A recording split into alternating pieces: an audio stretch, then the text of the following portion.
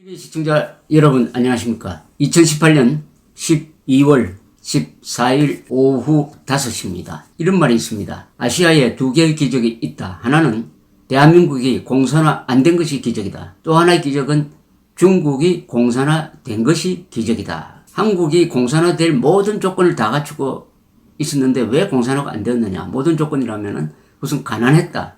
그리고 식민지였다. 그리고 공산국가인 중국, 소련과 붙어 있었다.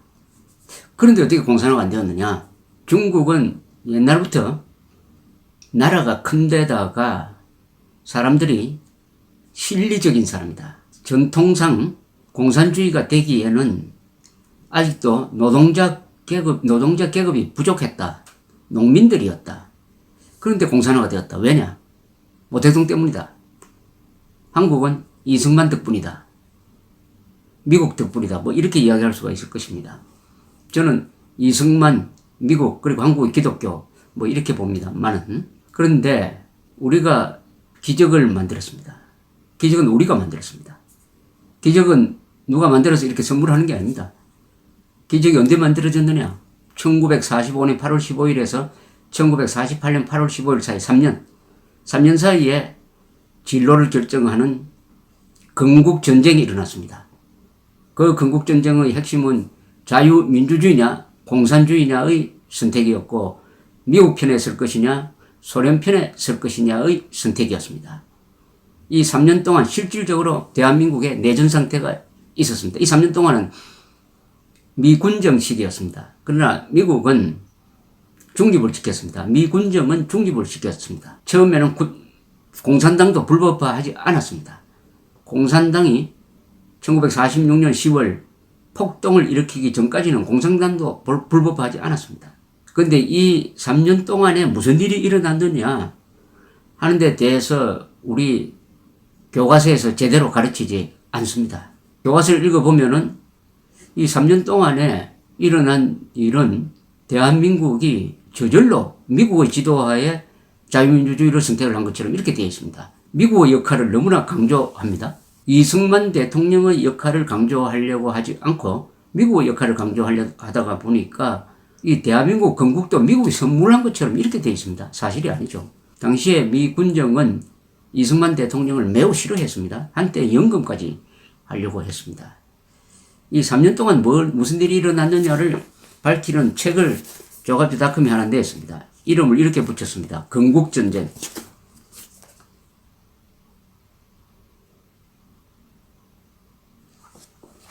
건국전쟁. 이 전쟁에서 이겼기에 오늘의 대한민국이 있다. 해방공간 3년의 피 흘린 정치다. 피 흘린 정치였습니다.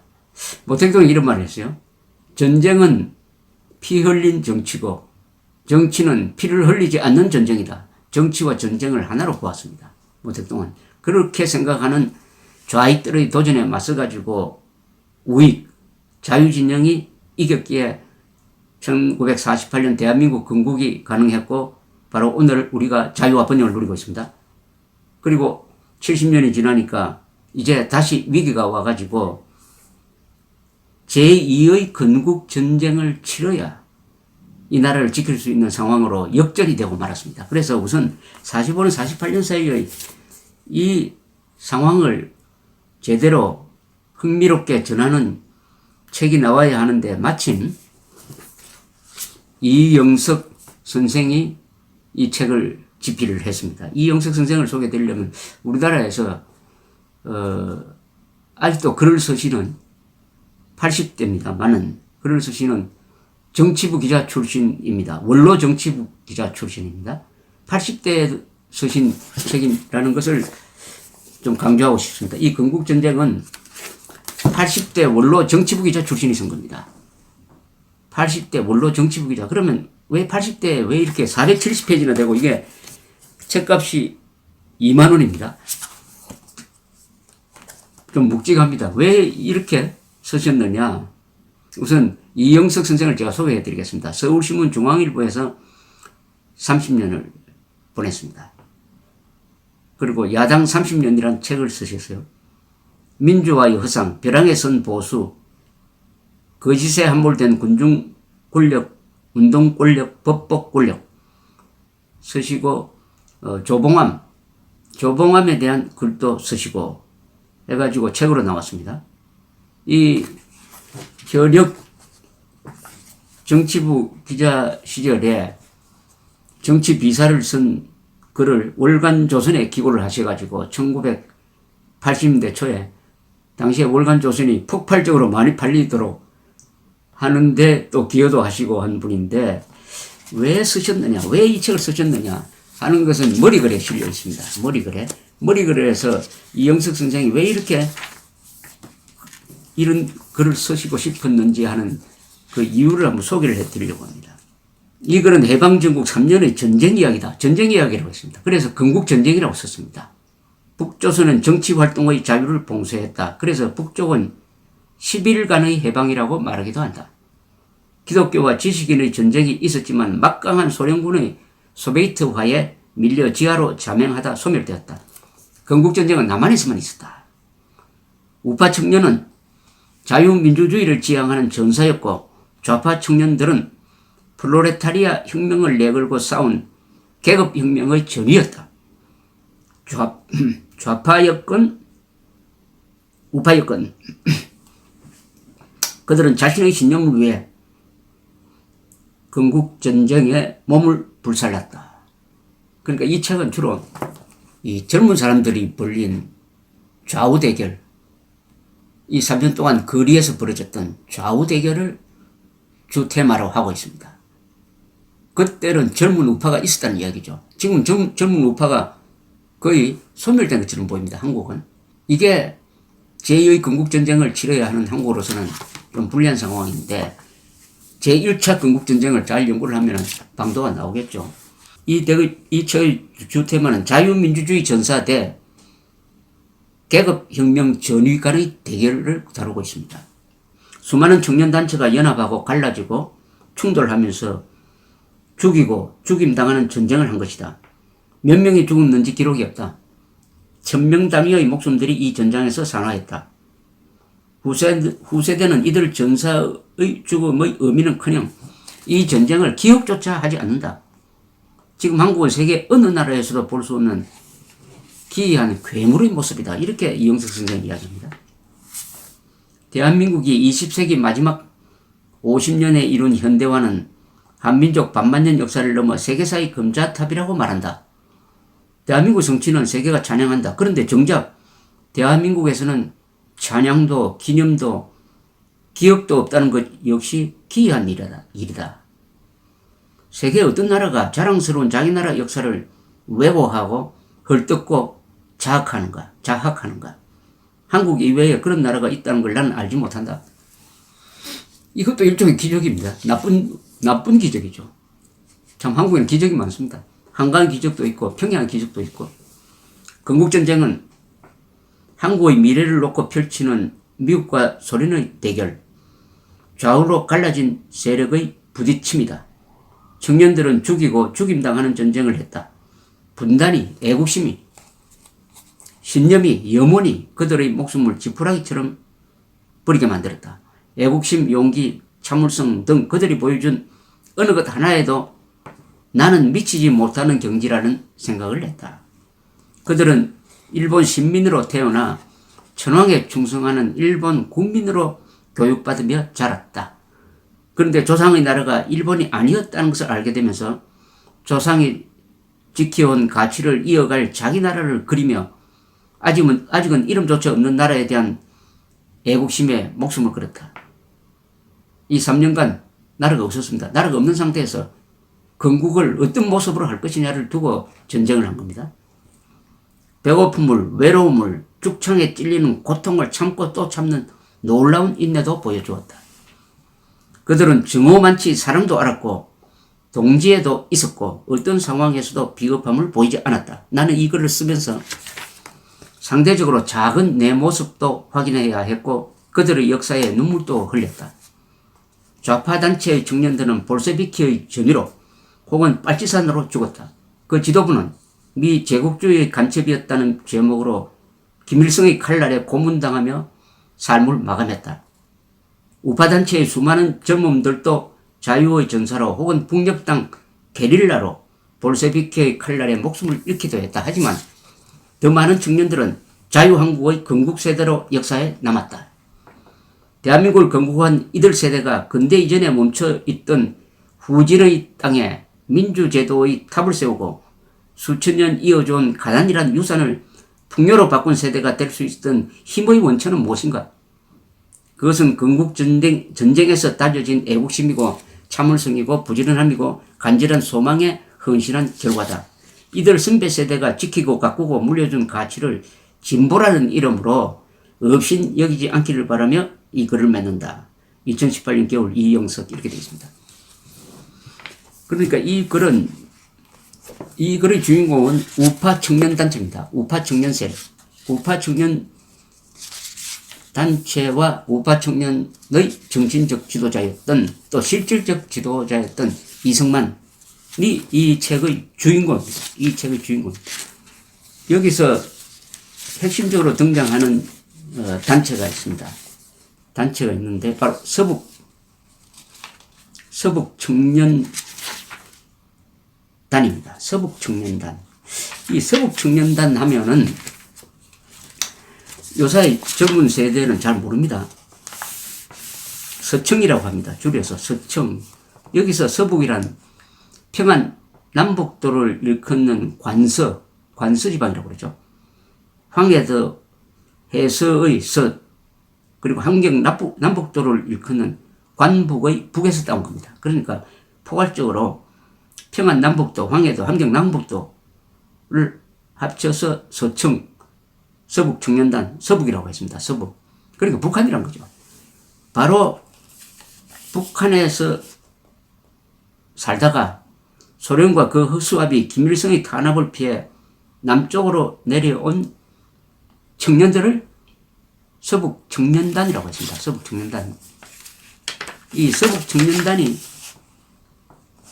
바로 이 책의 건국전쟁의 주인공으로 지금 여기 묘사되고 있습니다. 주인공으로.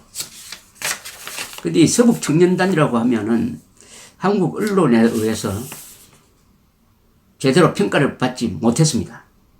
지금 많은 사람들이 비로소 이영석 선생도 그렇지만 많은 사람들이 우리 건국과정을 둘러보면서 이렇게 이야기를 합니다. 서북 청년단이 없었으면 대한민국의 건국은 불가능했다.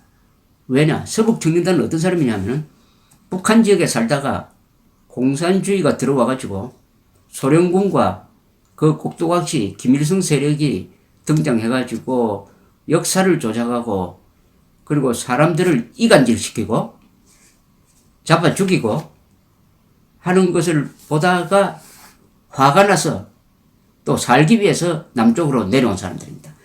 한민족 역사에서 공산주의의 악마성을 처음으로 체험한 사람들입니다. 이게 중요합니다. 공산주의는 이론과 실제가 다르죠. 이론은 근사합니다. 평화, 평등, 뭐 좋은 말들 거의 다 있습니다. 그러나 이게 실천으로 들어갈 때 어떻게 되느냐. 제가 서북청년단처럼 당시에 북한을 경험하고 남한으로 넘어온 제1 탈북자 세대입니다. 이분들 만나면 물어봅니다. 선생님들이, 선배님들이 경험한 공산주의, 그게 뭐였습니까? 단 한마디로 표현할 수 없습니까? 하면 거의가 이렇게 이야기합니다. 거짓말쟁이다. 공산당은 거짓말쟁이다.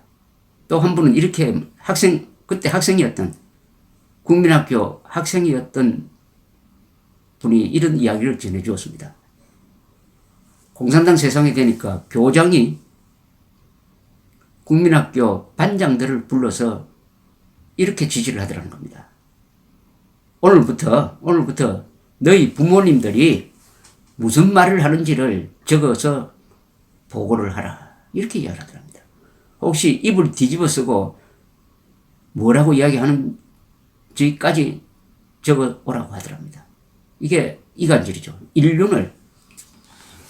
부자 인륜까지 파괴하는 바로 그 공산주의를 체험한 서북 청년들이 남한에 와보니까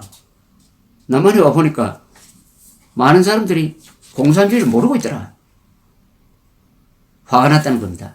또 북한과 연계된 북한의 지령을 받는 남노당, 남한의 이 공산주의 세력이 지식인 사회를 장악하고 언론을 장악하고 그리고 미 군정을 농락하고 해서 공산주의를 퍼뜨리고 있더라. 이러다가는 남한까지 공산 세상이 되겠구나 해서 단체를 만들어 가지고 그 잘 조직된 공산당 세력과 육탄 대결을 합니다. 육탄 대결을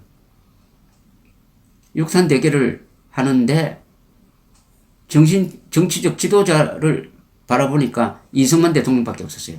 그땐 대통령이 아닙니다. 이승만만이 공산주의를 정확하게 보는 사람이구나 해서 자연스럽게 이승만을 지도자로 모시고 이승만도 이들 서북 청년 세력을 키웠어요. 그러니까 이승만 세력이 이승만이라는 카리스마와 서북 청년이라는 손발이 있었습니다. 거리에서 좌우 대결을 하면은 우파가 밀리지 않았어요. 그때 미군정은 중립을 지켰습니다.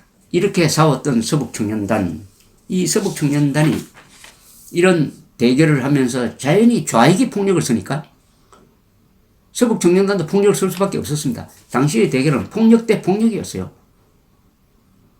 최초의 폭력투쟁을 한 것은, 폭력투쟁의 전단을 연 것은 바로 좌익이었습니다. 즉 1946년 10월 대구 지역에 폭동을 일으켰습니다. 그래서 경찰관을 죽이고 경찰관을 주로 표적으로 해가지고 피비린내 나는 폭동을 일으키니까 거기에 군정 경찰이 진압을 했습니다. 그것은 우리 역사상 동족이 동족을 집단적으로 학살한 최초의 경우입니다.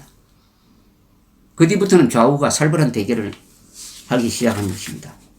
바로 공산주의를 제일 먼저 안 서북청년단의 악역이었죠. 이게 폭력 대 폭력이니까 점잖은 지식인들 눈으로 보면 둘 다 나쁘다.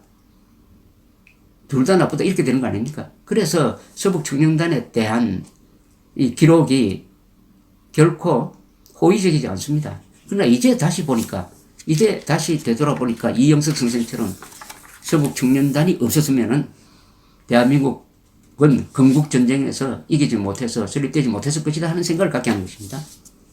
바로 그 이야기, 서북청년단의 투쟁의 기록입니다. 투쟁의 기록. 이 책을 편집해 주신 조양욱 전 조선일보 기자는 독후기에서 이렇게 썼습니다. 우파의 수많은 젊음들도 자유의 전사로 혹은 북녘당 게릴라로 볼셰비키의 칼날에 목숨을 잃기도 했다. 하지만 더 많은 청년들은 자유한국의 건국세대로 역사에 남았다. 그리고 다시 70년 세월이 흐른 지금 좌파 정권의 출현과 더불어 광화문 한복판에서 공산당이 좋아요를 외치는 미치광이의 소리가 들려오는 한국은 세계 어느 나라에서도 볼 수 없는 기이한 괴물의 모습을 드러내고 있다. 그것은 어쩌면 이 책에서 리얼하게 묘사된 해방정국의 재현일지 모른다는 두려움이 엄습한다. 또 다른 건국전쟁이 벌어졌는데 이제는 서북청년단도 없다. 그래서 이 책이 여러분들에게 오늘의 상황을 돌파하는데 하나의 길잡이가 될 수 있을 것이라고 생각을 합니다. 서점에 가시든지 조갑제닷컴으로 연락을 주시면 구입할 수가 있습니다. 감사합니다.